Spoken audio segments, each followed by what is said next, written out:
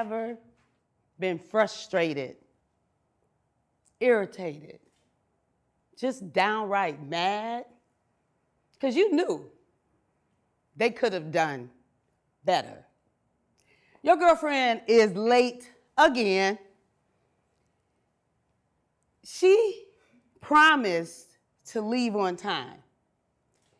But just like so many times in the past, you are missing out because of her. You waited 6 months for this movie to come. Did you get to see the beginning of it? I don't think so. She could have left on time. Your colleague,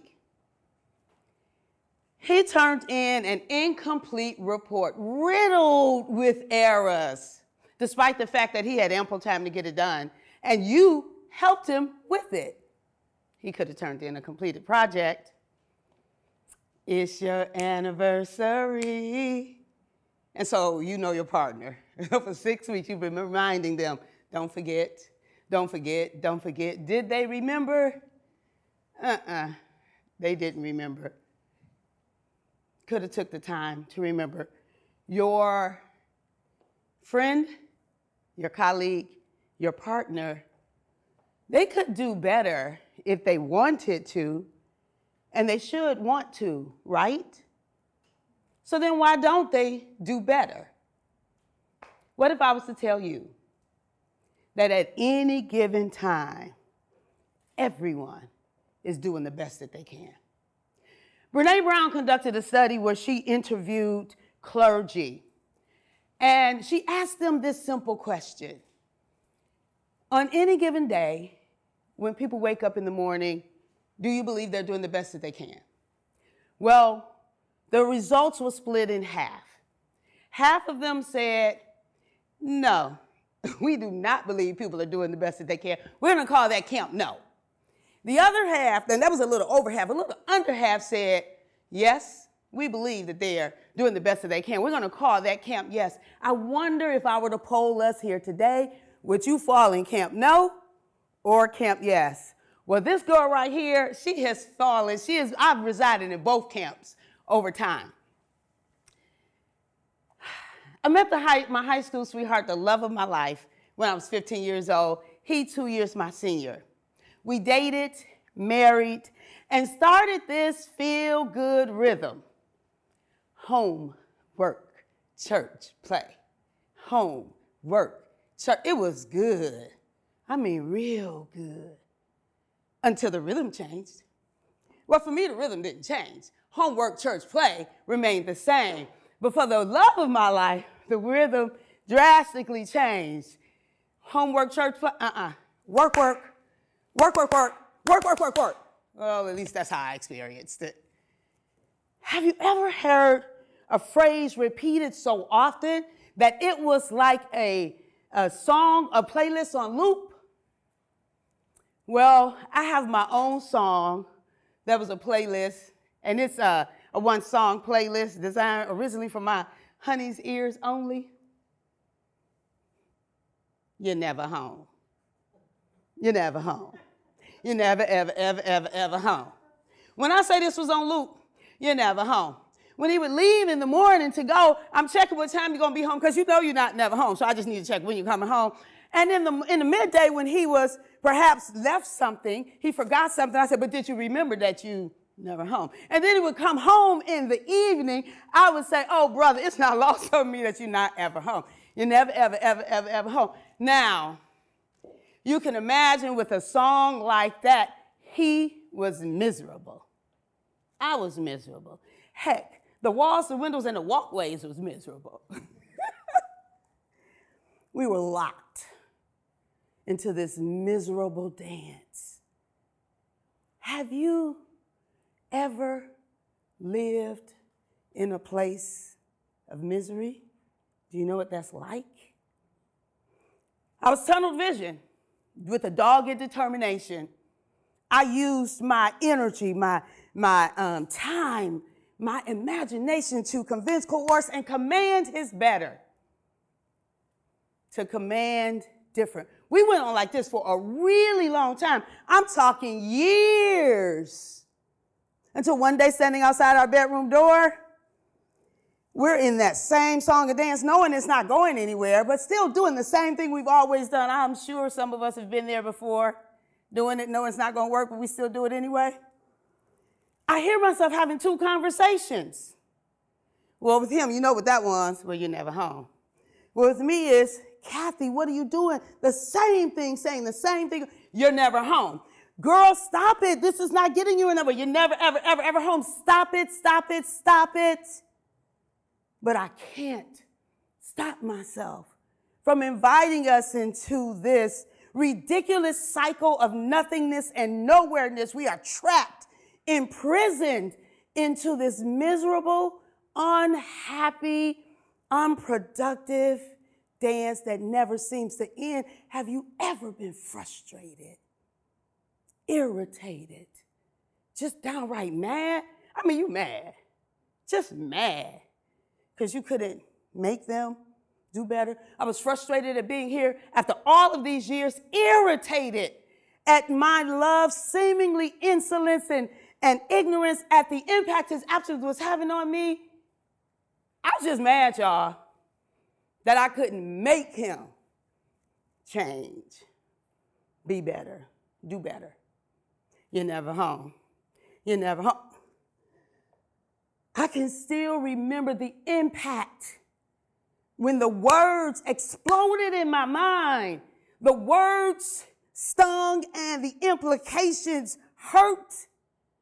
These words were in rebuttal to that song, You're Never Home.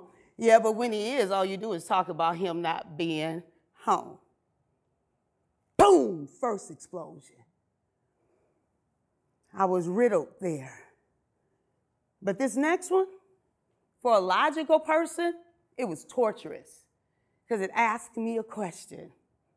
And it said, now, Kathy, does that make sense? No, it didn't make sense. You're never home. It did not make sense. And so that day, I decided that it's time to do something different. It was time for me to make a change. So do you know how it is when a bomb lands? That territory is never the same again. Like it can never return to its former place. This territory was never the same again after that second explosion. This territory never returned to its former place after the second explosion. Number one, I stopped singing that song. Number two, I started appreciating what I have and leveraged it. How did it seem like it was more once I appreciated it? I'm just saying. Number three, I released us both from prison, and I began and just asked myself the question, does this work for you? Is this enough for you? That day, I grew in appreciation. I discovered empowerment and acceptance. Do you know, in the Brene Brown study, over half, like that study, over half of them didn't believe. And as a result, there was bondage. So I was like that first half. When in that first half, what I did is I was stuck. I was lost. I didn't know where to go or even who to talk to. But after that first explosion, do you know what I did? I evicted myself from Camp No and invited myself to permanent residency in Camp Yes. I absolutely do believe that we are doing the very best that we can at any given time. All those years, my love was doing his best.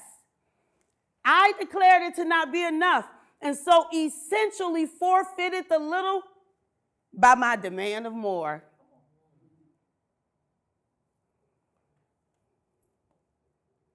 You see, beloved, we can't receive what's freely given while we're singing our song of bondage.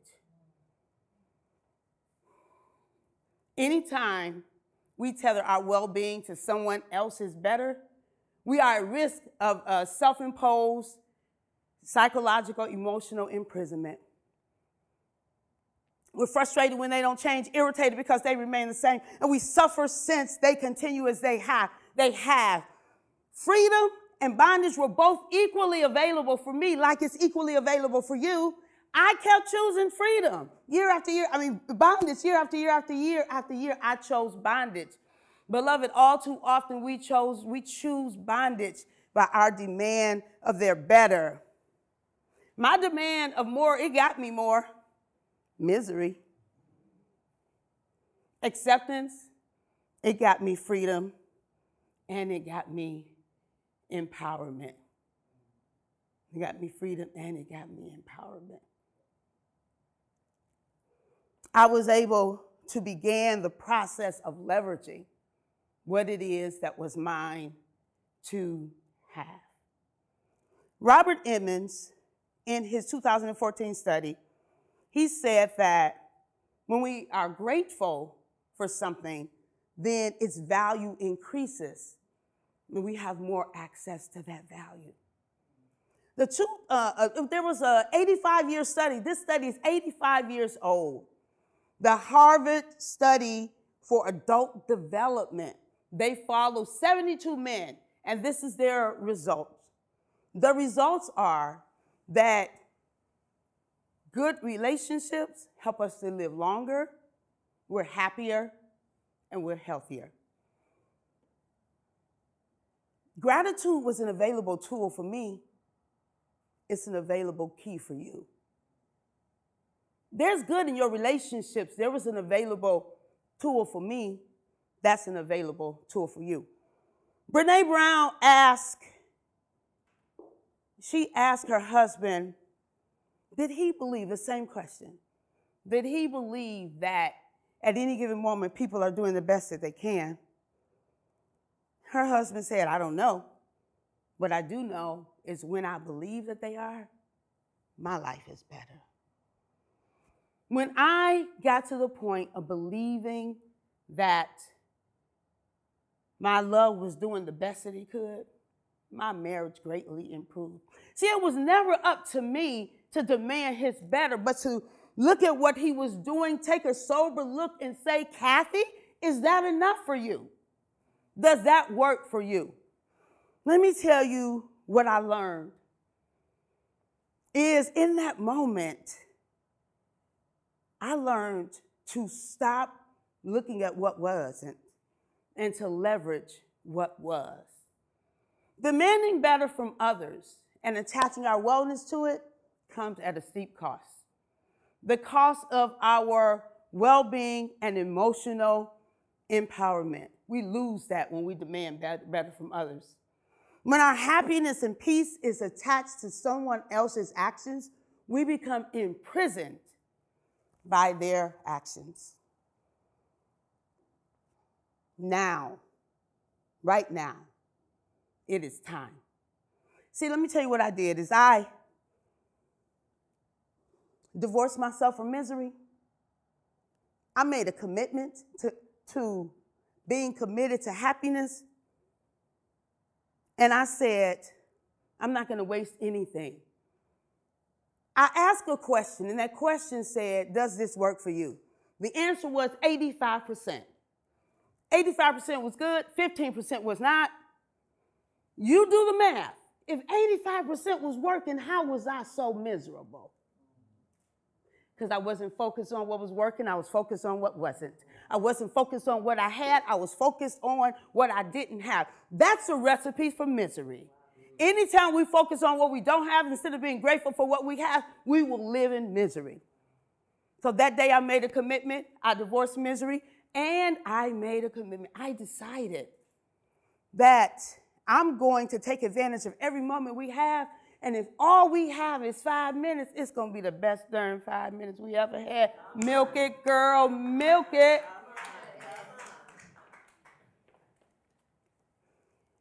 It's time to be free of demand and dependency, the imprisonment of it. It's time to take responsibility for our own happiness. And how do we do that? One of the best things, one of my favorite conversations through self-love. That is an accepting, powering, and embracing of our entire self. And we do the same for our neighbor. When we do that, like we believe for their better, and we support them if it's applicable, but we never, ever, ever, ever imprison ourselves to their change. Not ever. Not ever. We don't imprison ourselves to their change. There's a caveat here. Best does not equate enough. Some people's best could equal our death. So I'm not equating best to sufficient because it may not be enough. Acceptance is not an option because acceptance positions us to look soberly at what is. Look at the history. Does this work? Is this dangerous? Can we continue? And then to decide from there whether or not it will work. If it hasn't worked, it's not going to work. I invite you to release yourself from a self-imposed prison. And here is freedom. Walk into freedom. Now, you might be wondering why I got these pom-poms. Because I never miss an opportunity to celebrate the day I walked out of my prison cell. The absurdity of my situation is that I created the prison cell. So would you like to hear my new song? Freedom is my birthright. Freedom is my birthright. Freedom is my birthright. Freedom is my birthright, and it's yours too.